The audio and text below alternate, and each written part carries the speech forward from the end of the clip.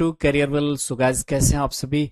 हम लोगों ने बायोलॉजी स्टार्ट किया है कल, और फिर कुछ सिलेबस का डिस्कशन हुआ था और हमने अपना पहला टॉपिक स्टार्ट किया था। टॉपिक का नाम था प्लांट न्यूट्रिशन। तो उसी सिलसिले को आज हम आगे बढ़ाएंगे। एक बार सभी लोग लाइव आएं और बताएं कि हमारी आवाज और तस्वीर आप तक पहुंच रही है। तो आज के सेशन का होगा आगाज, यानी शुभारंभ। So tell me, is everything okay? Am I audible and visible to all of you guys? Rimjhim Kumari हमारे साथ हैं, विपिन यादव हैं, संगम यादव हैं, और प्रिया चौधरी हमारे साथ हैं, गुड़िया कुमारी हमारे साथ हैं। जय हिंद टू ऑल ऑफ यू। बागी बलिया से आप जुड़े हुए हैं रवि साहब, आपका खैर मकदम स्वागत, इस्तकबाल। रवि साहब हमारे साथ हैं, विपिन यादव जी हैं, सपना परिहार, राम राम, कैसी हैं आप? और खुशबू, राधे राधे। तो सभी का स्वागत, खैर मकदम, इस्तकबाल है आज के सेशन में। और हम लोगों ने बात की थी प्लांट न्यूट्रिशन की, और प्लांट न्यूट्रिशन में हम लोगों ने बहुत सारी कुछ तो बातें कर ही ली हैं, है ना, इंट्रोडक्शन के साथ साथ।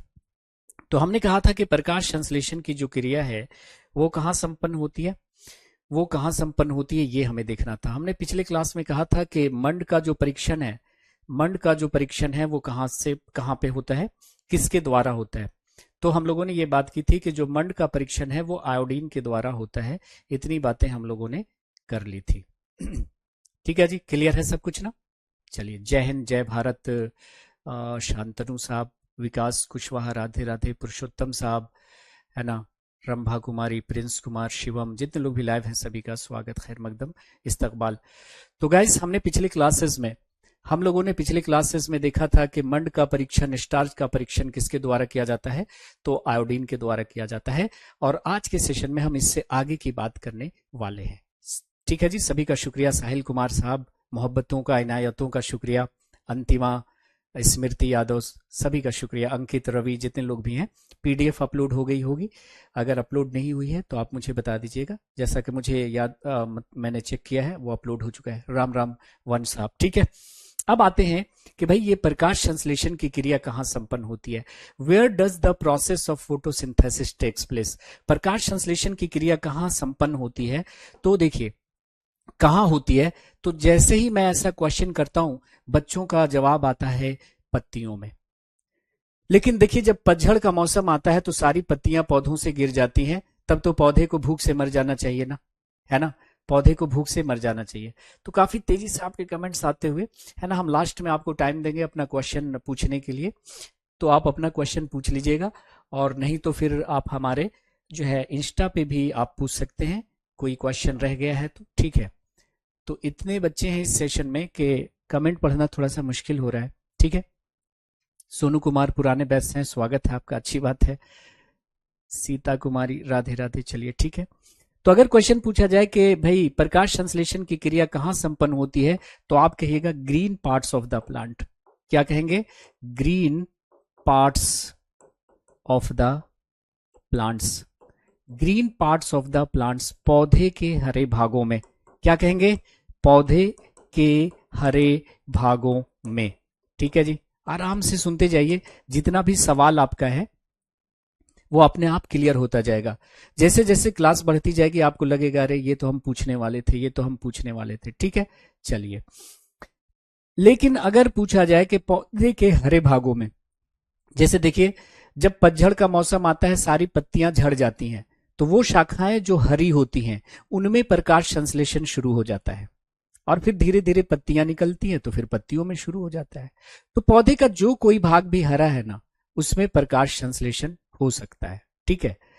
तो अगर पौधे के हरे भागों में पूछ लिया जाए कि भाई मैक्सिमम कहां, तब आप कहिएगा सर लीव्स, यानी पत्तियों में।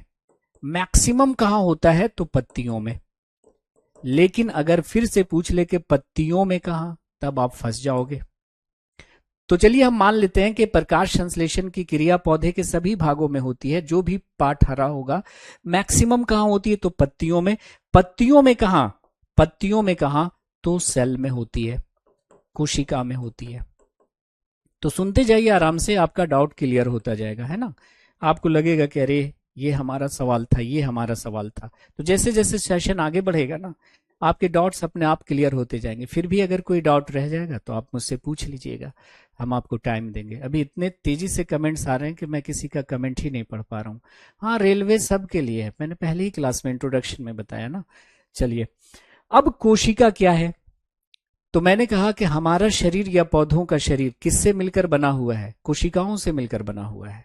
इसलिए आगे जब हम कोशिका पढ़ेंगे तो वहां पे लिखाएंगे कि कोशिका शरीर की रचनात्मक और क्रियात्मक इकाई को कहते हैं, क्योंकि शरीर की रचना भी कोशिकाओं से हुई और सारी क्रियाएं भी इसी कोशिकाओं में होती है।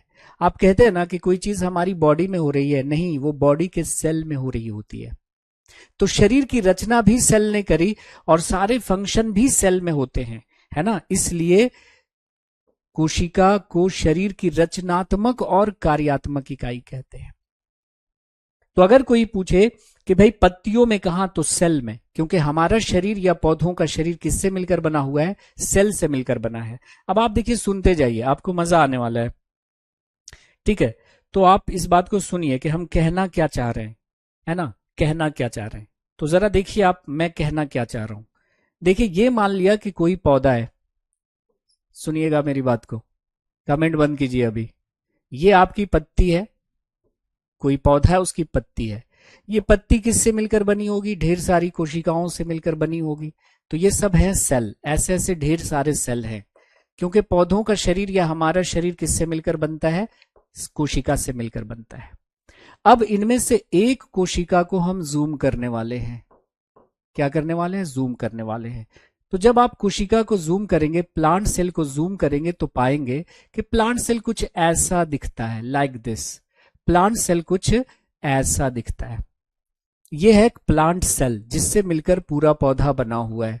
What is this? This is a plant cell. Plant को हिंदी में क्या लिखते हैं? पौधा, या शुद्ध हिंदी में क्या लिखते हैं? पादप, कोशिका।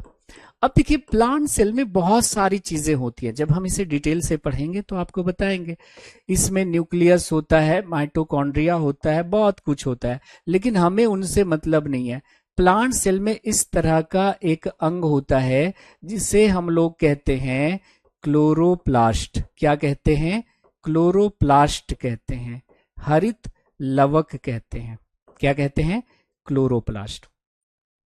प्रकाश संश्लेषण की जो क्रिया है, अच्छा साफ, एकदम बिल्कुल साफ लिखेंगे, अब घबराइए मत। प्रकाश संश्लेषण की जो क्रिया है वो प्लांट सेल के क्लोरोप्लास्ट में होती है, पादप कोशिकाओं के हरित लवक में होती है। इसीलिए हरित लवक को कहते हैं किचन ऑफ द सेल। ठीक है जी, क्या कहते हैं? किचन ऑफ द सेल, कोशिका की रसोई। क्या कहते हैं? कोशिका की रसोई। अब साफ दिख रहा है ना? कोशिका की रसोई कहते हैं। राधे करण, दिख रहा है अब साफ? चलिए,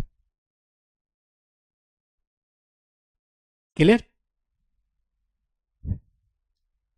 थ्योरी चल रहा है ना, PYQ कहाँ चल रहा है? साथ साथ थ्योरी के साथ साथ क्वेश्चन भी चलता जाएगा हमारे क्लास में, है ना।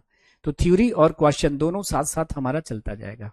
हाँ, कोशिका की खोज रॉबर्ट हुक ने करी थी, समझ में आ रहा है? तो अगर मैं आपसे कहूं कि हमारा शरीर या पौधे का शरीर किससे मिलकर बना हुआ है? सेल से मिलकर बना हुआ है।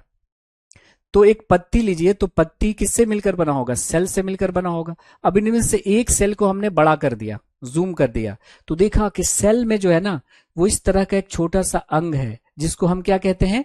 क्लोरोप्लास्ट कहते हैं।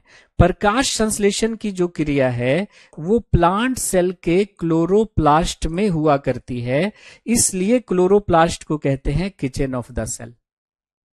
अरे प्रकाश संश्लेषण क्या है? पौधे में जो खाना बन रहा है उस प्रक्रिया का नाम है प्रकाश संश्लेषण।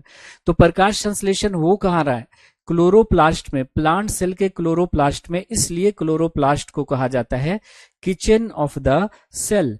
तो देखिए, अगर कोई आपसे पूछे प्रकाश संश्लेषण की क्रिया कहाँ होती है, तो आप कहेगा पौधे के हरे भागों में। प्लांट का जो कोई भाग भी हरा होगा उसमें प्रकाश संश्लेषण होगा। अधिकतम कहाँ होता है? तो पत्तियों में। पत्तियों में कहाँ? तो कोशिकाओं में। कोशिकाओं में कहाँ? तो पत्तियों की कोशिकाओं के क्लोरोप्लास्ट में। इसीलिए क्लोरोप्लास्ट को कहा जाता है किचन ऑफ द सेल। अब इसको थोड़ा लैंग्वेज में भी लिख लो आप। तो देखो, यहां पे हमने लिख दिया है अपने शब्दों में, बुकिश लैंग्वेज नहीं, अपने शब्दों में हमने लिख दिया है कि the process of photosynthesis takes place in chloroplast. प्रकाश संश्लेषण की क्रिया प्लांट के हरित लवक में संपन्न होती है। That's why chloroplast is also called kitchen of the cell. यही कारण है कि हरित लवक को कोशिका की रसोई भी कहा जाता है। नोट करिएगा इसे फटाफट। इंद्र कुमार राधे राधे, अभी तशरीफ लाए हैं क्या? सुशील करेंगे सर नोट्स कैसे बनाएं? आपकी मर्जी पे डिपेंड करता है, साथ साथ बनाएं या इसकी जो पीएनजी मिलती है उससे बना लीजिए, या फिर ये जो लेक्चर होता है रिकॉर्डेड फॉर्म में आपके ऐप पे रहता है उसको फास्ट फॉरवर्ड करके बना लें, जैसे आप कंफर्टेबल हैं। ठीक है,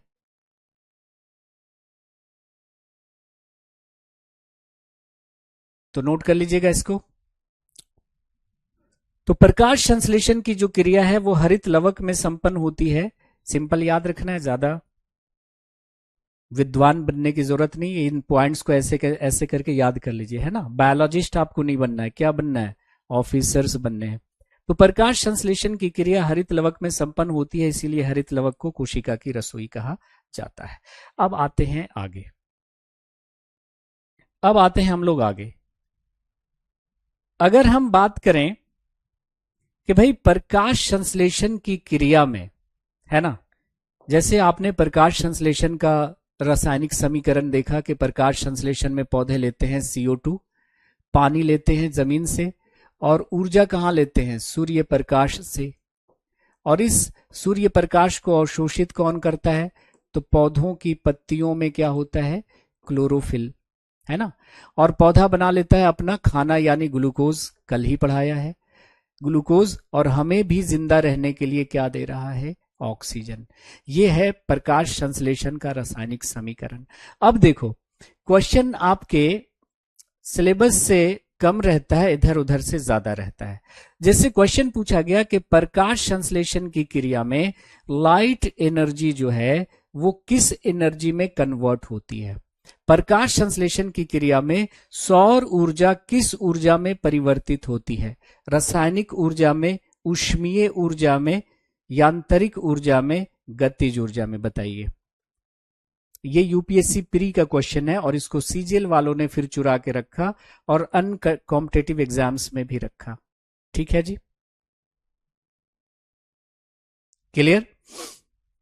तो अगर क्वेश्चन ये पूछा जाता है कि during the process of photosynthesis light energy is converted into which energy? तो light energy is converted into chemical energy. Please remember, light energy is converted into chemical energy.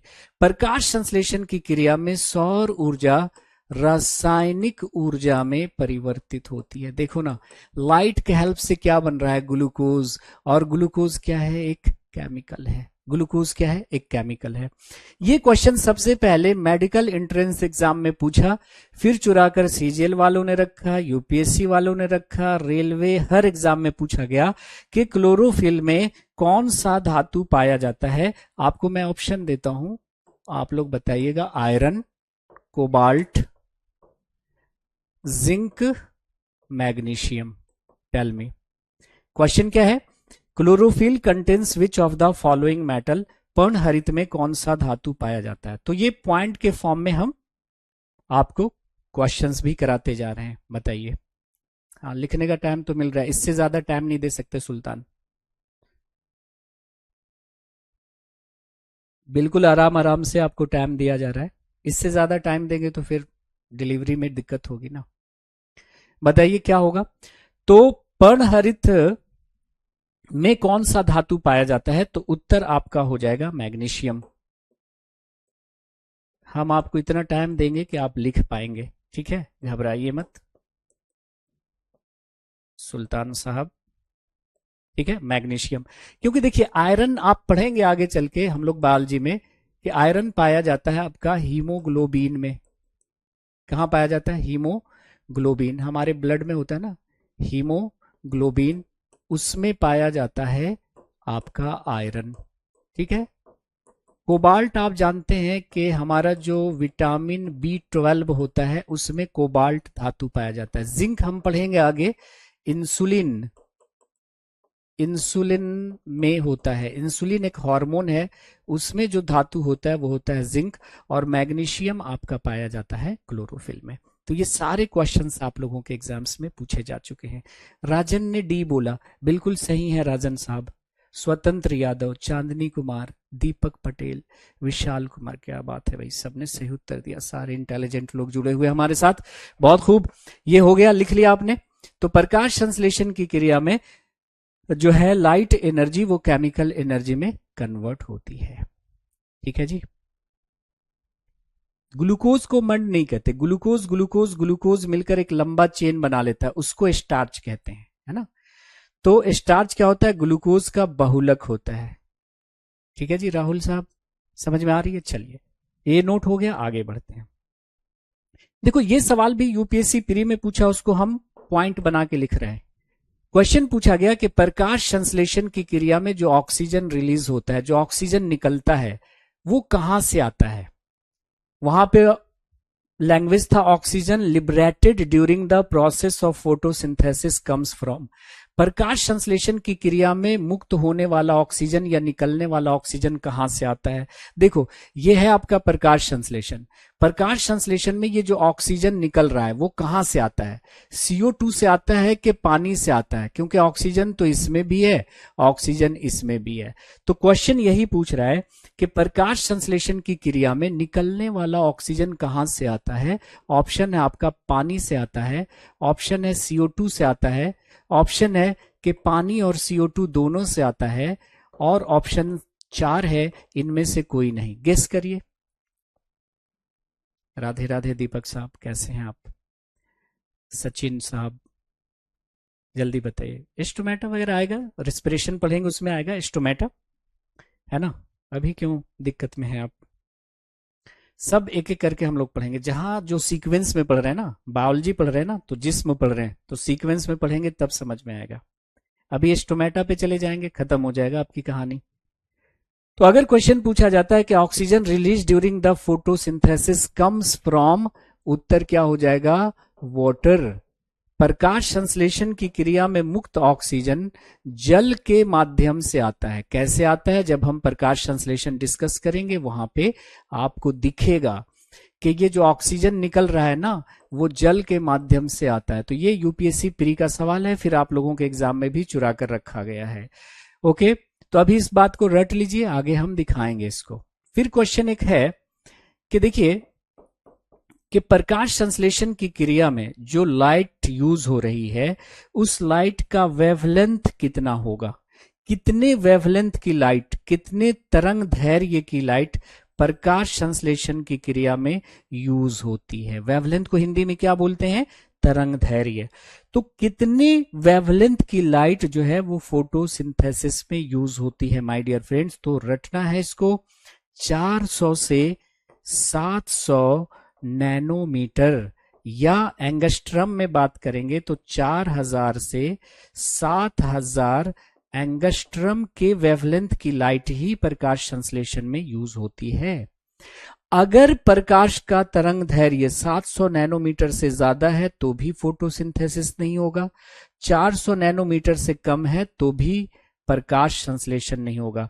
तो 400 से 700 नैनोमीटर के वेवलेंथ की लाइट ही use होती है किसमें, प्रकाश संश्लेषण में। और इसी को तो हम कहते हैं visible light. What is this, this is your visible light, है ना। यही है हमारा दृश्य प्रकाश। फिजिक्स में पढ़ते होंगे ना, दृश्य प्रकाश, जो प्रकाश हमें दिखाई दे रहा है उसकी वेवलेंथ कितनी होती है, 400 से 700 नैनोमीटर। तो इसी विजिबल लाइट में ही प्रकाश संश्लेषण की क्रिया होती है। ठीक है, जैसे ये लाइट हमें दिखाई दे रही है यहां पर, मतलब इसमें 400 से 700 नैनोमीटर है। तो क्वेश्चन कैसे होगा, याद रखना है, रटना है इसको, कि प्रकाश संश्लेषण की क्रिया में यूज होने वाला, अवशोषित होने वाला प्रकाश का जो तरंग दैर्घ्य है वो कितना है, तो 400 से 700 नैनोमीटर, है ना। तो एक सवाल यहां से और बन जाता है, पहले इसको नोट कीजिए, बताता हूं मैं, नोट करिए। हाँ, ये सब PYQs है, उसको हमने पॉइंट बना दिया है नोट्स में। बिल्कुल दिख रहा है अजीत साहब आपका कमेंट। बिहार में टीचर्स हैं BSSO SSO SSC प्रथम बैच परचेज किया है। चलिए शुक्रिया आपका शांतनु साहब। मेरी पहली लाइव है प्रतिमा यादव। चलिए बढ़िया है, क्या बात है। बैच में फिजिक्स से स्टार्ट नहीं हुआ है, अच्छा, लेकिन पढ़े हुए हैं, अच्छी बात है। चलिए, तो अगर मैं आपसे ये सवाल कर दूं माय डियर फ्रेंड्स कि क्या कृत्रिम प्रकाश में प्रकाश संश्लेषण की क्रिया हो सकती है, यस और नो में जवाब लिखिएगा। फिजिक्स हमारे पढ़ाएंगे हमारे बहुत ही प्रिय मित्र जनाब अंकुर वशिष्ठ साहब पढ़ाएंगे। बायोलॉजी और केमिस्ट्री आपको मैं पढ़ाऊंगा, ठीक है जी। तो देखिए, अभी कमेंट्स में थोड़ा सा दिक्कत आ रहा है कि आप लोगों के कमेंट्स इतने तेज हैं ना, क्योंकि मैं सबका रिप्लाई नहीं कर पा रहा हूं, ठीक है। तो जो भी सवाल होगा ना, हम 5 मिनट आपको टाइम देंगे, उसमें पूछ लीजिएगा, ठीक है। ये ऐसे लिख देते हैं एंगस्ट्रम, ए के ऊपर 0 लगा देते हैं ना, तो इसको पढ़ा जाता है एंगस्ट्रम। एंगस्ट्रम पढ़ते हैं इसको, एंगस्ट्रम, एंगस्ट्रम पढ़ते हैं इसको। और एनएम का मतलब क्या है, नैनोमीटर, नैनोमीटर, नैनोमीटर। तो क्या आप मुझे बताइए कि क्या कृत्रिम प्रकाश में प्रकाश संश्लेषण की क्रिया संभव है? तो आप कहिएगा यस, हो सकती है, यस। कृत्रिम प्रकाश में प्रकाश संश्लेषण की क्रिया संभव है। क्यों?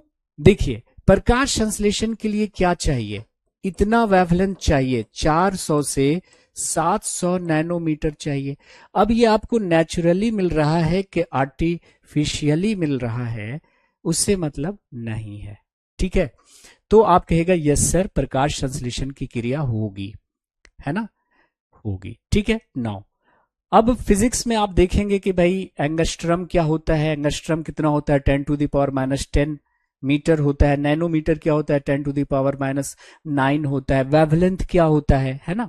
तो ये सब फिजिक्स का है, उसमें अभी हम घुसना नहीं चाहते। जैसे हम वेवलेंथ ही डिस्क्राइब करना शुरू कर देना तो वो 15-20 मिनट लगेगा सिर्फ वेवलेंथ को बताने में।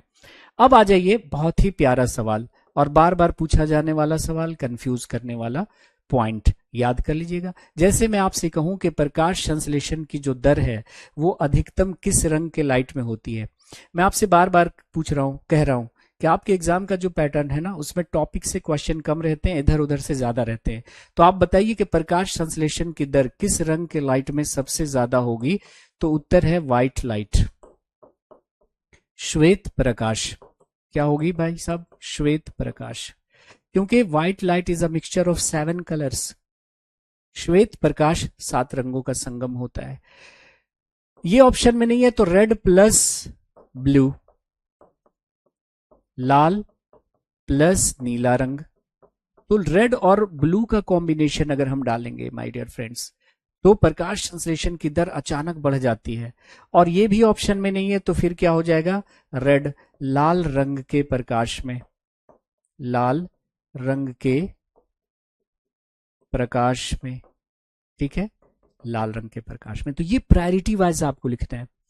तो अगर क्वेश्चन ये रहता है कि प्रकाश संश्लेषण की दर सर्वाधिक होती है, अगर ऑप्शन में व्हाइट लाइट है, हम व्हाइट लाइट को प्रायोरिटी देंगे। फिर क्या होगा, रेड प्लस ब्लू, और फिर क्या हो जाएगा, रेड। जैसे मैं एक क्वेश्चन यहां पे बना देता हूं, जैसे मैं कहूं कि प्रकाश संश्लेषण की जो दर है वो सर्वाधिक होती है, प्रकाश संश्लेषण की जो दर है वो सर्वाधिक होती है आपके रेड में, आपके ब्लू कलर में, ग्रीन कलर में, येलो कलर में, येलो कलर में। Now tell me the right answer of this question. प्रकाश संश्लेषण की दर सर्वाधिक होती है लाल रंग के प्रकाश में, नीले रंग के प्रकाश में, हरे रंग के प्रकाश में, पीले रंग के प्रकाश में। तो आप कहेंगे सर ये तो आपने बता ही दिया है कि लाल रंग के प्रकाश में, लेकिन मैं ऑप्शन चेंज करना चाहता हूं। मैंने चेंज कर दिया ऑप्शन, ऑप्शन दे दिया मैंने रेड, ऑप्शन दे दिया मैंने व्हाइट, ऑप्शन दे दिया मैंने येलो, और ऑप्शन दे दिया मैंने ग्रीन। अब बताओ, क्वेश्चन सेम है कि प्रकाश संश्लेषण की दर सर्वाधिक होती है लाल रंग के प्रकाश में, श्वेत रंग के प्रकाश में, पीले रंग के प्रकाश में, हरे रंग के प्रकाश में। तो बच्चों ने देखो पढ़ रखा था कि प्रकाश संश्लेषण की दर लाल रंग के प्रकाश में सर्वाधिक होती है, और अगले साल एग्जामिनर ने खेल कर दिया ऑप्शन में, उसने डाल दिया व्हाइट लाइट। बच्चों को सोचना चाहिए था कि white light is a mixture of 7 colours, है ना, 7 रंगों का संगम है, तो जितना चाहिए होगा ये ले लेगा। तो अब उत्तर हमारा हो जाएगा व्हाइट लाइट। अगले पॉइंट पे आते हैं हम लोग। अगर मैं आपसे ये पूछ लूं कि प्रकाश संश्लेषण की जो दर है वो न्यूनतम किस रंग के लाइट में होगी, तो आपका हो जाएगा ग्रीन, हरे रंग के प्रकाश में, हरे रंग के प्रकाश में, हरे रंग के प्रकाश में। अब राइटिंग आ रही है समझ में? बताइए। किसी एक बच्चे को राइटिंग समझ में नहीं आ रही थी, तो मैं बढ़िया लिखने की कोशिश कर रहा हूं, है कि नहीं भाई? अपने हिसाब से तो मैं अच्छा ही लिख रहा हूं, तो धीरे धीरे आपको समझ में आ जाएगी राइटिंग। तो ये क्वेश्चन नहीं, ये पॉइंट बना दिया मैंने ना, क्वेश्चन को पॉइंट बना दिया। जैसे क्या कृत्रिम प्रकाश में प्रकाश संश्लेषण हो सकता है, लिखेगा यस। प्रकाश संश्लेषण की दर सर्वाधिक होती है पहले किसमें, किसको प्रायोरिटी देंगे?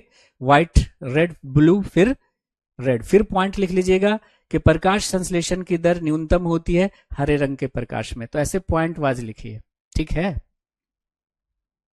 तो सिर्फ थ्योरी नहीं, क्वेश्चन साथ साथ चलेगा हमारा, ब्लैक नहीं भाई साहब।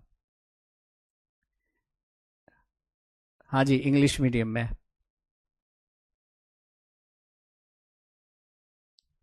हो गया तो बोलिएगा डन।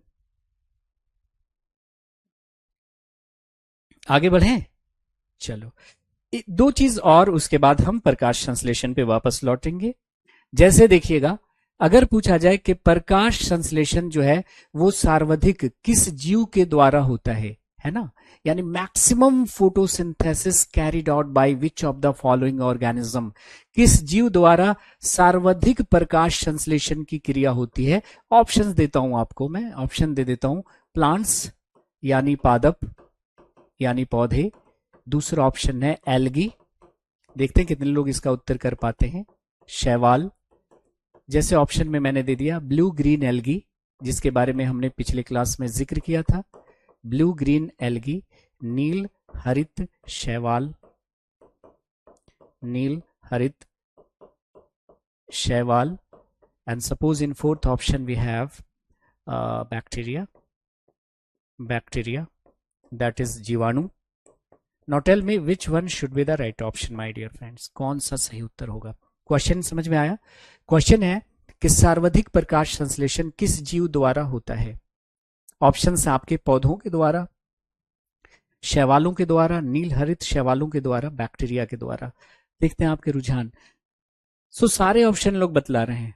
जैसे सीता ने बोला कि प्लांट, और साहिल अंसारी ने कहा एल्गी, यश गुप्ता साहब ने एल्गी कहा। सो बहुत तेजी से आपके कमेंट्स आते हुए, रोहित यादव ने 1 कहा। सही उत्तर मैं आपको बता ही देता हूं, सही उत्तर है आपका एल्गी। आप जानते हैं माय डियर फ्रेंड्स कि इस पृथ्वी का लगभग 70% भाग जल है, और इस जल में होते हैं एल्गी। तो मैक्सिमम फोटोसिंथेसिस जो है वो एल्गी के द्वारा होता है। जैसे आपके घर के आसपास अगर पानी है तो उस पर देखा होगा काई जैसी जो लगी होती है, ग्रीन ग्रीन ना, वो एल्गी होती है ना। आपके घर के आसपास चापाकल होता है तो वहां पे हरा हरा सा जो उगाता है ना काई जैसा, वो एल्गी है, और वो प्लांट होता है भाई साहब। अगर ऑप्शन में ये एल्गी नहीं होता तो पौधा हो जाता। और आपको पहले ही मैं बता चुका हूं कि ब्लू ग्रीन एल्गी एल्गी है ही नहीं, ये तो बैक्टीरिया है। कैसा बैक्टीरिया? जो प्रकाश संश्लेषण करता है। सो सही उत्तर हमारा हो गया, कौन बताइएगा? एल्गी। तो इसी क्वेश्चन को थोड़ा दूसरे अंदाज में लैंग्वेज चेंज करके पूछा कि इस पृथ्वी को सर्वाधिक ऑक्सीजन कौन देता है, मैक्सिमम ऑक्सीजन कौन दे रहा है पृथ्वी को, तो अगेन हमारा उत्तर हो जाएगा एल्गी, शैवाल। शैवाल क्या होता है प्लांट किंगडम जब पढ़ाएंगे वहां पे बताएंगे, अभी फिलहाल हम फोकस कर रहे हैं पौधों पे। ओके, तो सबसे ज्यादा प्रकाश संश्लेषण अगर एल्गी के द्वारा हो रहा है तो इस पृथ्वी को सबसे ज्यादा ऑक्सीजन भी एल्गी ही दे रहा होगा, क्योंकि प्रकाश संश्लेषण की क्रिया में माय डियर फ्रेंड्स ऑक्सीजन निकलता है। राजन साहब ने बी कहा, वेरी गुड राजन, क्या बात है। राधे राधे नितिन साहब, ठीक है, चलो लिख लिया सबने। Very good. चलो आगे बढ़ते हैं, आते हैं हम प्रकाश संश्लेषण पे वापस लौटते हैं। तो हेडिंग डालिएगा मैकेनिज्म ऑफ फोटोसिंथेसिस, प्रकाश संश्लेषण की क्रियाविधि। क्या? प्रकाश संश्लेषण की क्रियाविधि। क्यों? प्रकाश संश्लेषण होगा तो O2 नहीं निकलेगा। राधे करण साहब, प्रकाश संश्लेषण की क्रिया में कौन सी गैस निकलती है? ऑक्सीजन ना। पिछले क्लास में नहीं थे? पीएनजी उसी दिन अपलोड हो जाती है सरफराज खान साहब। ममता का उत्तर सही था, क्या बात है। प्रकाश संश्लेषण की क्रिया 2 चरणों में संपन्न होती है। पहला जो चरण है वो कहलाता है लाइट रिएक्शन, प्रकाशीय अभिक्रिया, और दूसरा जो चरण है वो कहलाता है डार्क रिएक्शन, अप्रकाशीय अभिक्रिया। अब इसी से क्वेश्चन बना दिया, देखो, और कंफ्यूज करने वाला क्वेश्चन बना दिया। अब कहिएगा सर यहां से कैसे क्वेश्चन बनेगा? देखो कैसे क्वेश्चन बनेगा। अगर हम बात करते हैं लाइट रिएक्शन की, तो लाइट रिएक्शन जो होता है वो दिन के समय होता है ना, नाम ही है लाइट रिएक्शन। और इस रिएक्शन में क्या होता है? लाइट यूज होती है। इस रिएक्शन में लाइट यूज होती है, प्रकाश जो है वो अवशोषित होती है। तो आपसे पूछा गया कि लाइट रिएक्शन दिन में होता है, तो डार्क रिएक्शन कब होगा? डार्क रिएक्शन, अप्रकाशीय अभिक्रिया कब होगी? ऑप्शंस देता हूं, दिन में होगी, रात में होगी, रात और दिन दोनों में होगी।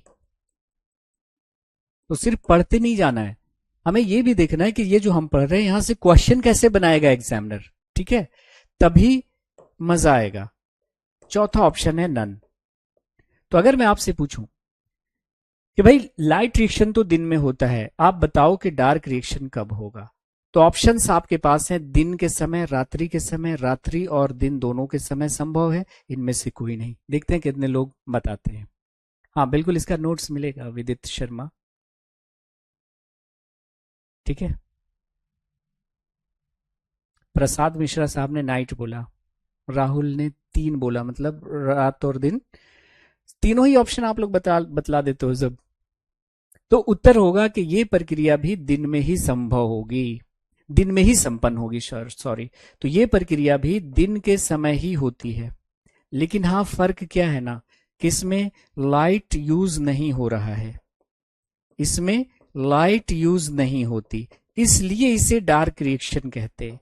डार्क रिएक्शन कहने का ये कतई मतलब है नहीं है कि ये रात के अंधेरे में होता है। तो दोनों प्रक्रियाएं ही दिन में ही संभव होती हैं, संपन्न होती है। इसमें लाइट डायरेक्ट यूज होता है, इसलिए इसको कहते हैं लाइट रिएक्शन। इसमें लाइट यूज नहीं होता, इसलिए इसे डार्क रिएक्शन कह रहे हैं। और आगे जब हम लाइट रिएक्शन और डार्क रिएक्शन को अभी हम थोड़ी देर में आपको बताएंगे, तो देखेंगे कि जब तक लाइट रिएक्शन नहीं होगा ना, तब तक डार्क रिएक्शन संभव नहीं है, क्योंकि लाइट रिएक्शन का प्रोडक्ट डार्क रिएक्शन में यूज होता है। अब इस लाइट रिएक्शन में और डार्क रिएक्शन में हो क्या रहा है, एक बार मैं समझाता हूं, फिर हम उनको डिटेल में लिख लेंगे। अब यहां से अभी तक जो भी आप पढ़ रहे थे ना, वो कॉन्सेप्ट वाली चीज नहीं थी, वो सब याद करने वाली चीज थी। अब यहां से कॉन्सेप्ट वाला चीज है, क्योंकि हम 11th क्लास के एनसीईआरटी पे चल रहे हैं अब, ठीक है। तो अब यहां से थोड़ा समझिएगा, ध्यान रखिएगा। अगर आप घर में क्लास ले रहे हैं तो इधर उधर ध्यान मत भटकाइएगा, तभी समझ में आएगा। देखो, प्रकाश संश्लेषण की क्रिया में हो क्या रहा था माय डियर फ्रेंड्स। तो आपने कहा कि प्रकाश संश्लेषण की क्रिया में क्या हो रहा था, CO2 लिया जा रहा था। क्या हो रहा था? CO2 लिया जा रहा था एटमॉस्फेयर से, पानी लिया जा रहा था मिट्टी से जड़ों के द्वारा, और एनर्जी ली जा रही थी कहां से? ऊर्जा ली जा रही थी सूर्य के प्रकाश से, सनलाइट से, ठीक है। एनर्जी ली जा रही थी सनलाइट से, ध्यान से सुनिएगा तो मजा आएगा। एनर्जी ली जा रही थी सनलाइट से, और इस सनलाइट को अवशोषित कर रहा था कौन? तो आपने कहा सर पत्तियों में मौजूद क्लोरोफिल, पर्णहरित, पत्तियों में मौजूद पर्णहरित, ठीक है, लाइट एनर्जी को एब्जॉर्ब कर रहा था, ठीक। अब देखिए क्लोरोफिल का काम क्या है? कि लाइट को अवशोषित करना, प्रकाश को अवशोषित करना और इस प्रकाश ऊर्जा को रासायनिक ऊर्जा में परिवर्तित करना। This is the function of chlorophyll. तो क्लोरोफिल ने लाइट एब्जॉर्ब किया और इस लाइट के हेल्प से वाटर को 2 भागों में तोड़ दिया। वाटर को कितने भाग में तोड़ दिया? 2 भागों में तोड़ दिया। किसमें किसमें? हाइड्रोजन में और ऑक्सीजन में। भाई वाटर टूटेगा तो यही बनेगा ना, हाइड्रोजन और ऑक्सीजन। तो लाइट रिएक्शन में क्या हो रहा है कि लाइट को अवशोषित किया जा रहा है क्लोरोफिल के द्वारा और इस लाइट एनर्जी के हेल्प से, प्रकाश ऊर्जा की सहायता से वाटर को तोड़ दिया जा रहा है हाइड्रोजन में और ऑक्सीजन में, है ना। अब ये जो ऑक्सीजन बना है ना, ऑक्सीजन ये जो बना है, ये ऑक्सीजन चला जाएगा कहां पर? एटमॉस्फेयर में। कहां चला गया? एटमॉस्फेयर में चला गया। ये ऑक्सीजन कहां चला गया? एटमॉस्फेयर में, वायुमंडल में। ध्यान से सुनिएगा, इधर उधर ध्यान जाएगा फिर आप कहोगे कि दिक्कत में पड़ गए। ये है आपका लाइट रिएक्शन। लाइट रिएक्शन में क्या हो रहा है? क्लोरोफिल लाइट को एब्जॉर्ब कर रहा है और इस लाइट की एनर्जी को यूज करके वाटर टूट रहा है। कितने भाग में? 2 भाग में, हाइड्रोजन में और ऑक्सीजन में। ऑक्सीजन कहां चला गया? एटमॉस्फेयर में। यह है आपका लाइट रिएक्शन। फिर से एक बार, लाइट रिएक्शन में क्या क्या हो रहा है ध्यान से सुनिएगा, कमेंट कीजिएगा, इधर समझ में नहीं आएगी बात। लाइट के हेल्प से वाटर 2 भागों में टूट रहा है, हाइड्रोजन में और ऑक्सीजन में। ऑक्सीजन कहां चला गया? एटमॉस्फेयर में। अभी आपने पढ़ा था कि प्रकाश संश्लेषण की क्रिया में मुक्त ऑक्सीजन कहां से आता है? जल के माध्यम से आता है। दिख गया ना। अब देखिए, ये जो लाइट के हेल्प से वाटर 2 भागों में टूट गया, इस रिएक्शन का एक नाम रखा गया। क्या नाम रखा गया? इस रिएक्शन का नाम रखा गया स्प्लिटिंग ऑफ वाटर या फोटोलाइसिस ऑफ वाटर। इस रिएक्शन को क्या कहा गया? फोटोलाइसिस ऑफ वाटर, या इसको हम कहेंगे splitting of water. Splitting of water. जल का प्रकाश विक्षेदन, जल का प्रकाश विक्षेदन या जल का अपघटन। ऐसा नाम क्यों? देखिए, फोटो मतलब क्या होता है? लाइट, और लाइसिस मतलब क्या होता है? टूटना। ऑफ वाटर, वाटर का टूटना। किसके हेल्प से? लाइट के हेल्प से। जल का प्रकाश विक्षेदन या जल का अपघटन कहलाता है। यही है आपका लाइट रिएक्शन। ठीक है, तो एक बार फिर से आप समझिए कि लाइट रिएक्शन में हो क्या रहा है। तो क्लोरोफिल लाइट को एब्जॉर्ब कर रहा है और इस लाइट के हेल्प से वाटर 2 भागों में टूट रहा है, हाइड्रोजन में और ऑक्सीजन में। ऑक्सीजन कहां चला गया? एटमॉस्फेयर में। This is your light reaction, है ना। अब इस लाइट रिएक्शन के दौरान हाइड्रोजन और ऑक्सीजन प्रोड्यूस हो रहा है और वाटर टूटकर हाइड्रोजन ऑक्सीजन बना रहा है। इस रिएक्शन को क्या नाम दिया गया? Photolysis of water. फोटो मतलब लाइट, लाइसिस मतलब टूटना, ऑफ वाटर, वाटर का लाइट के हेल्प से टूटना, या स्प्लिटिंग ऑफ वाटर, स्प्लिट होना, टूटना। विक्षेदन, जल का प्रकाश विक्षेदन या जल का अपघटन। क्या कहलाएगा? जल का अपघटन। अब देखिए, डार्क रिएक्शन में क्या होगा। पहले दोनों को एक साथ देख लीजिए, फिर पॉइंट वाइज हम लिख लेंगे। डार्क रिएक्शन में क्या होगा कि देखो, लाइट रिएक्शन के दौरान ये जो हाइड्रोजन बना है, लाइट रिएक्शन के दौरान ये जो हाइड्रोजन बना है, ये किसके साथ कंबाइन कर जाएगा? ये कंबाइन कर जाएगा आपका CO2 के साथ। किससे कंबाइन करेगा? CO2 के साथ। हाइड्रोजन CO2 के साथ कंबाइन करके क्या बना लेगा? ग्लूकोज, यानी C6H12O6। देखो, बन गया ना ग्लूकोज। ये है आपका क्या? Dark reaction. What is this? This is your dark reaction, अप्रकाशीय अभिक्रिया। तो डार्क रिएक्शन में बस क्या हो रहा है? डार्क रिएक्शन में क्या हो रहा है कि हाइड्रोजन CO2 से मिलकर ग्लूकोज बना रहा है। This is your dark reaction actually. तो देखिए, जब तक लाइट रिएक्शन नहीं होगा तब तक डार्क रिएक्शन नहीं होगा, इसलिए दोनों दिन में होता है। मैंने क्या बताया कि लाइट रिएक्शन से क्या प्रोड्यूस हो रहा है, हाइड्रोजन, है ना, और हाइड्रोजन जाके ग्लूकोज से कंबाइन करके, हाइड्रोजन CO2 से कंबाइन करके ग्लूकोज बना रहा है कि नहीं। तो जब तक लाइट रिएक्शन नहीं तब तक डार्क रिएक्शन नहीं, इसको नोट करिए पहले। फिर इसमें जो दिख रहा है हम पॉइंट वाइज लिखा देते हैं आपको। मंड क्या होता है, ग्लूकोज मिलकर एक चेन बना लिया, glucose glucose glucose glucose, glucose का एक लंबा चेन क्या कहलाता है, मंड कहलाता है। ठीक, मंड क्या है, ग्लूकोज का बहुलक है, ग्लूकोज का पॉलीमर है। इसको केमिस्ट्री में हम लोग पढ़ेंगे कि पॉलीमर क्या होता है, बहुलक क्या होता है, वहां पे समझ में आएगा। तो इस रिएक्शन को हम थोड़ा सा अब डिटेल से लिख लेते हैं, डिटेल से लिख लेते हैं। ठीक, नोट हो गया ये। तो एक एक करके हम लोग देखने जा रहे हैं लाइट रिएक्शन और डार्क रिएक्शन।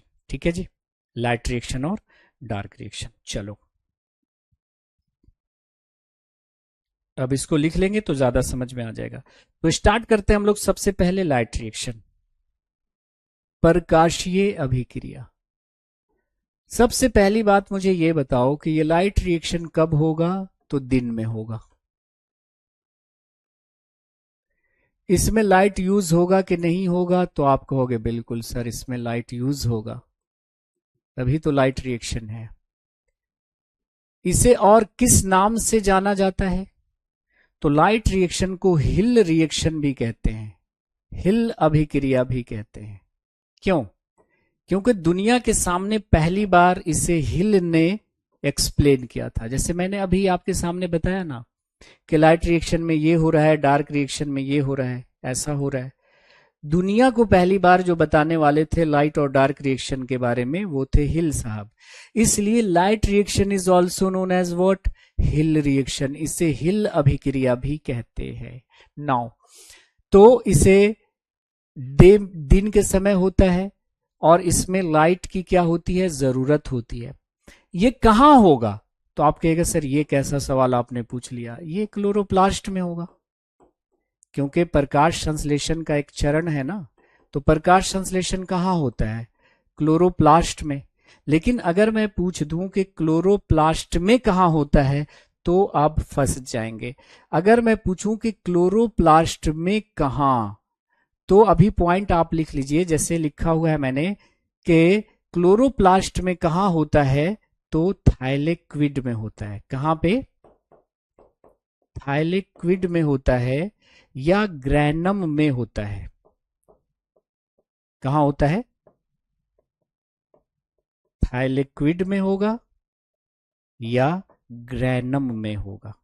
ठीक है, अब ये थाइलेक्विड और ग्रैनम क्या है, इसको जानने के लिए हम थोड़ा सा ट्रैक चेंज करते हैं और आते हैं क्लोरोप्लास्ट की संरचना पे, फिर इस पे वापस आएंगे। तो जैसे अगर मैं आपसे कहूं कि अभी इतने पॉइंट आपको याद रखने हैं कि इसे हिल रिएक्शन कहते हैं और ये कहां होता है, तो क्लोरोप्लास्ट के थाइलेक्विड में होगा या ग्रैनम में होगा, है ना। कहां पे होगा, क्लोरोप्लास्ट के थाइलेक्विड में या ग्रैनम में होगा। इट अकर्स, यह प्रक्रिया हरित लवक के थाइलेक्विड में या ग्रैनम में संपन्न होती है। अब ये थाइलेक्विड और ग्रैनम क्या है, और ये तो पहले से आपको पता है कि यह प्रक्रिया केवल प्रकाश की उपस्थिति में ही संभव है, इसी कारण इसे प्रकाशीय अभिक्रिया कहते हैं। अब ये बात तो आपको समझ में नहीं आई होगी क्योंकि मैंने इसका जिक्र ही नहीं किया अभी तक। तो चलिए पहले इससे निपटते हैं, इस पॉइंट से निपटते हैं, फिर हम आगे बढ़ेंगे, तब आएगा मजा। ओके, तो इस बात को जानने के लिए हमें क्लोरोप्लास्ट का स्ट्रक्चर देखना पड़ेगा। क्या देखना पड़ेगा, क्लोरोप्लास्ट का स्ट्रक्चर। क्या तैयार हैं आप लोग, बताइए, है ना। ये थाइलेक्विड क्या है, ग्रैनम क्या है, ठीक है। चलिए, तो कहीं पर साइड में नोट करके लिख लीजिएगा, यहां पे इसको डिस्टर्ब मत कीजिएगा, इसके आगे भी हम पॉइंट्स लिखेंगे। तो अगर हम आपसे ये पूछें कि भाई बताओ क्लोरोप्लास्ट का स्ट्रक्चर कैसा होगा, तो हम लोग देखने जा रहे हैं structure of a chloroplast. Structure of a chloroplast, हरित लवक की संरचना। ध्यान से सुनिएगा, हरित लवक की संरचना। जैसा कि आपने अभी पढ़ा कुछ देर पहले कि ये मान लिया कि कोई पौधा है और पौधों से लगी हुई एक पत्ती है। पत्तियां किसकी बनी होती हैं? तो सेल की बनी होती है। ये क्या है? सेल है। हमारा शरीर या पौधों का शरीर कोशिकाओं से मिलकर बना होता है। तो ये है एक सेल, पत्तियों में मौजूद कोशिका है ये। आपने देखा था कि इस कोशिका को आपने जूम किया था तो देखा था कि प्लांट सेल कुछ ऐसा दिखता है जी। प्लांट सेल कैसा दिख रहा है? कुछ ऐसा दिख रहा है। और प्लांट सेल में बहुत सारी चीजें थी, जैसे प्लांट सेल में केंद्रक था, लेकिन प्लांट सेल में इस तरह की एक संरचना थी जिसका नाम क्या था? तो आपने कहा सर क्लोरोप्लास्ट। इसका नाम क्या है? क्लोरोप्लास्ट, हरित लवक। फिर एक बार समझिए, हरित लवक। तो ये पौधा है, पौधे की पत्ती है। पत्तियां किससे मिलकर बनी हुई है? कोशिका से मिलकर बनी हुई। एक कोशिका को निकाल कर देखा तो इस कोशिका में क्लोरोप्लास्ट है और इसी में प्रकाश संश्लेषण की क्रिया हो रही है ना। इसलिए क्लोरोप्लास्ट को हम क्या कह रहे थे? Kitchen of the cell. अब इस क्लोरोप्लास्ट को अगर हम जूम करें, ये छोटा सा दिख रहा है ना, तो अगर हम इस क्लोरोप्लास्ट को जूम करेंगे तो देखेंगे कि भाई साहब ये जो क्लोरोप्लास्ट है ना, इतना छोटा जो दिख रहा है, ये डबल मेम्ब्रेन से घिरी हुई एक संरचना है, दोहरी झिल्ली से घिरी हुई संरचना है। ठीक है, तो इस क्लोरोप्लास्ट को जब हमने जूम करके देखा, बड़ा करके देखा, तो देखा कि क्लोरोप्लास्ट एक दोहरी झिल्ली से घिरी हुई संरचना है। तो जो बाहर वाली झिल्ली है, बाहर वाली जो झिल्ली है उसको हम कहते हैं आउटर मेम्ब्रेन। क्या बोलेंगे? आउटर मेम्ब्रेन, बाह्य झिल्ली।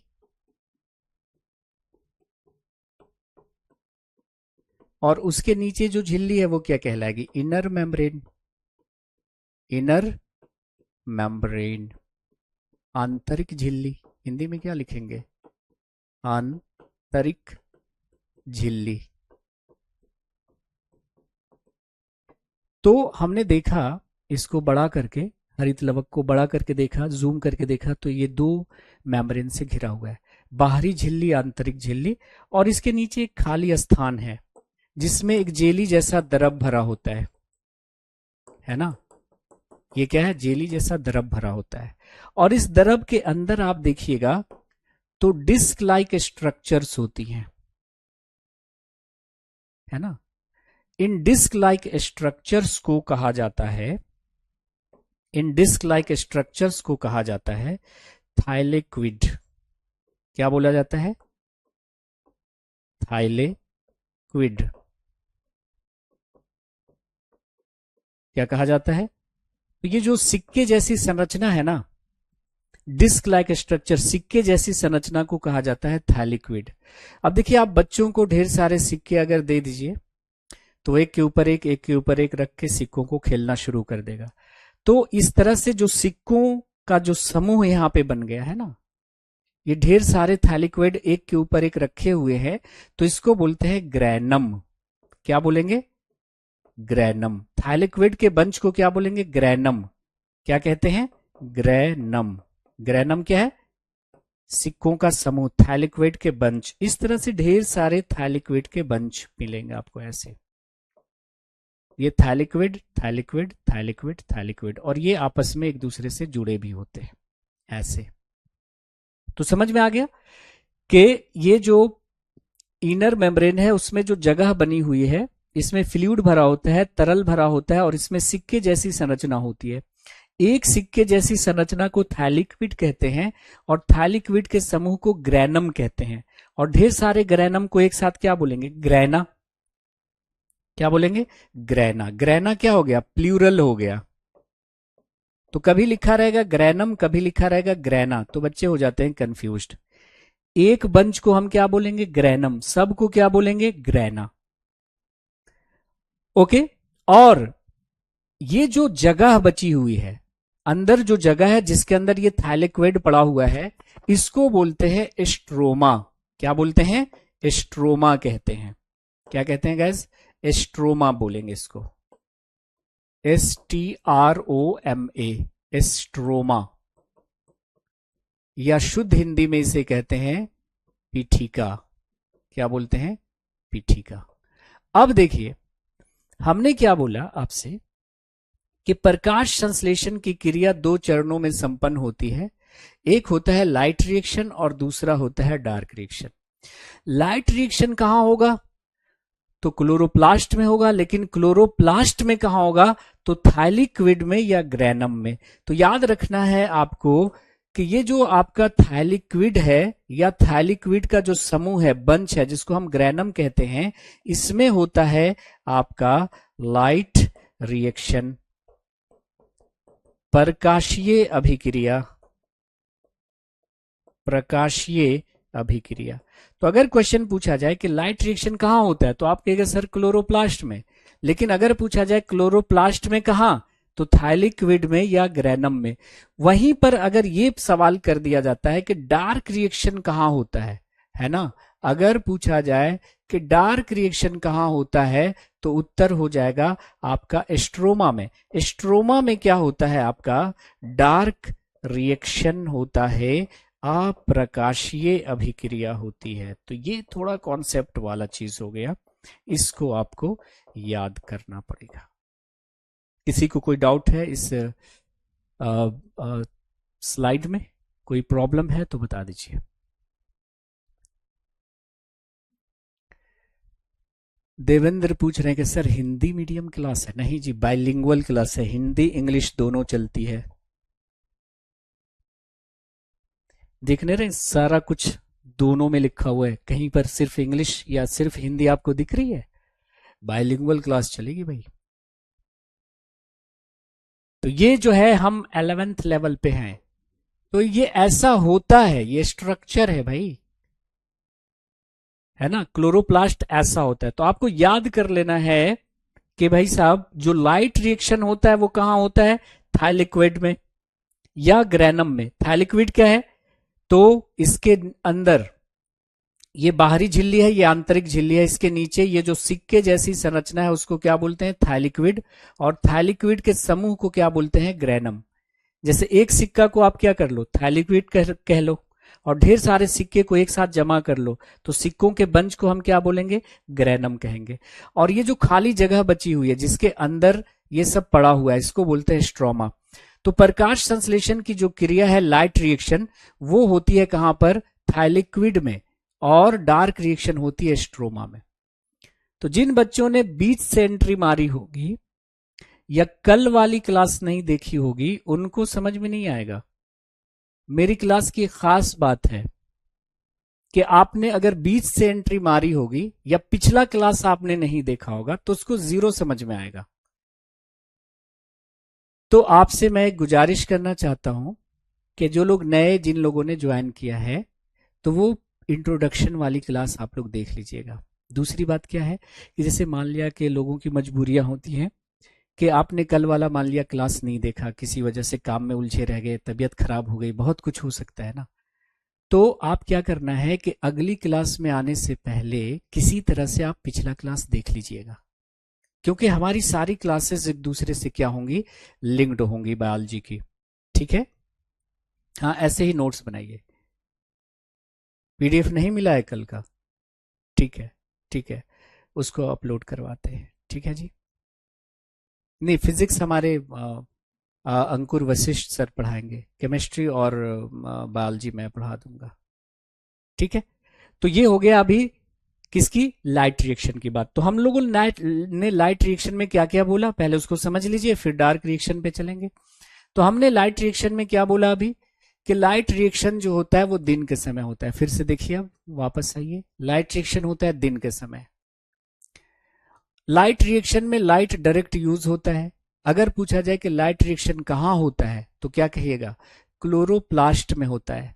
लेकिन अगर जिद पे अड़ जाए कि भाई क्लोरोप्लास्ट में कहाँ, तो उत्तर क्या होगा, क्लोरोप्लास्ट के थाइलिक्विड में या ग्रैनम में। थाइलिक्विड क्या था या ग्रैनम क्या था, तो ये देखिए ये क्लोरोप्लास्ट था, ये क्लोरोप्लास्ट था, ठीक है। और इसके अंदर ये जो सिक्के जैसी संरचना थी इसको क्या बोल रहे थे, थाइलिक्विड। और थाइलिक्विड के समूह को क्या कह रहे थे, ग्रैनम। थाइलिक्विड के समूह को क्या कह रहे थे, ग्रैनम, ठीक है। इसका नाम लाइट रिएक्शन क्यों पड़ा, क्योंकि ये लाइट के प्रेजेंस में होता है। इसे और क्या कहते हैं, हिल रिएक्शन कहते हैं। क्या कहते हैं, हिल रिएक्शन कहते हैं। इतनी बात याद हो गई। अब चलिए उस पे, अब आपको चलना है रिएक्शन पे, ठीक है। ये हमने रिएक्शन दिखाया था कि लाइट रिएक्शन में क्या हो रहा है और डार्क रिएक्शन में क्या हो रहा है। तो इसको लिंक करके अगले क्लास में हम लोग देखेंगे, क्योंकि अभी वक्त नहीं है। तो फिर से हम यहीं से स्टार्ट करेंगे, पिछली क्लास अगली क्लास को यहीं से स्टार्ट करेंगे। और दोनों को जब हम एक साथ देखेंगे ना तो आपको समझ में आ जाएगा, क्योंकि अभी अधूरा रह गया है वक्त की कमी की वजह से। तो अब आप अपना क्वेश्चन पूछ लीजिए। हाँ, क्लोरोप्लास्ट और क्लोरोफिल में हम डिफरेंस कल बताएंगे, वक्त खत्म हो गया। ये क्लोरोप्लास्ट क्या है और क्लोरोफिल क्या है, पिगमेंट्स क्या है कि नहीं। स्ट्रोमा में लिक्विड भरा हुआ है, जो खाली स्थान है ना उसको स्ट्रोमा कहते हैं, और स्ट्रोमा में जेली लाइक फ्लूइड भरा होता है जिसको मैट्रिक्स कहते हैं। प्रैक्टिस हम यूट्यूब पे, अपने यूट्यूब चैनल पे करवाएंगे, ठीक है। और किसी का कोई डाउट है तो पूछिएगा।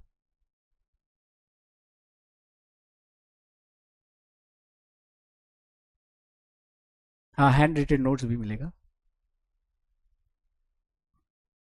सत्येंद्र सिंह हमारे साथ हैं, बताइए कहाँ से हैं सत्येंद्र सिंह, आप हमारे पुराने स्टूडेंट लग रहे हैं। मेम्ब्रेन मतलब झिल्ली, मेम्ब्रेन मतलब क्या होता है, झिल्ली, है ना।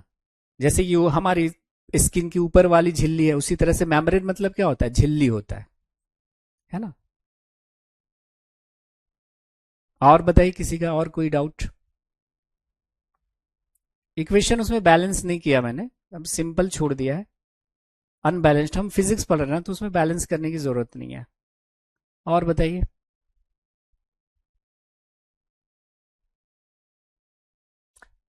यही दिक्कत है, इतनी तेजी से आते हैं कि फिर मैं पढ़ नहीं पाता कमेंट्स। हाँ, 6CO2 होगा तो अनबैलेंस्ड मैंने लिखा ना, बायो में बैलेंस करने की क्या जरूरत है। बायो में इसको बैलेंस क्यों करेंगे, हम केमिस्ट्री में पढ़ेंगे तो इसको बैलेंस करके लिख देंगे, केमिस्ट्री में बताएंगे कि इक्वेशन को कैसे बैलेंस किया जाता है ना। टाइमिंग आपकी यही रहेगी, टाइमिंग आपकी यही रहेगी, ठीक है जी।